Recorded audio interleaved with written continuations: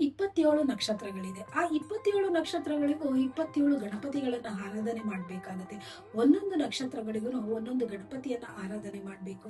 ಹಾಗೆ ವರ್ಷದಲ್ಲಿ ಒಮ್ಮೆ ಆ ಗಣಪತಿಯ ದೇವಸ್ಥಾನಕ್ಕೆ ನೀವುಗಳು ಹೋಗಿ ಬರೋದ್ರಿಂದ ಏನೆಲ್ಲ ಲಾಭಗಳಾಗುತ್ತೆ, ಹಾಗೂ ಆ ಗಣಪತಿಯನ್ನ ಯಾವ ರೀತಿ ಆರಾಧನೆ ಮಾಡ್ಬೇಕು, ಇದ್ರ ಬಗ್ಗೆ ಸಂಪೂರ್ಣ ಮಾಹಿತಿ ನೋಡಿ. ಮೊದಲನೆಯದು ಅಶ್ವಿನಿ ನಕ್ಷತ್ರ. ಅಶ್ವಿನಿ ನಕ್ಷತ್ರದವರು ಪ್ರತಿದಿನ ಬೆಳಿಗ್ಗೆ ಎದ್ದ ತಕ್ಷಣ ಓಂ ದ್ವಿಜ ಗಣಪತಿಯಾಯೇ ನಮಃ ಎಷ್ಟು ಸಾರಿ ಸಾಧ್ಯನೋ ಅಷ್ಟು ಸಾರಿ ನೀವು ಈ ಗಣಪತಿಯ ಹೆಸರನ್ನ ಹೇಳ್ಕೊಳ್ಳೋದ್ರಿಂದ ಇಡೀ ದಿನ ನಿಮಗೆ ವಿಘ್ನಗಳಿಂದ ಕಾಪಾಡ್ತಾನೆ ವಿಘ್ನೇಶ್ವರ.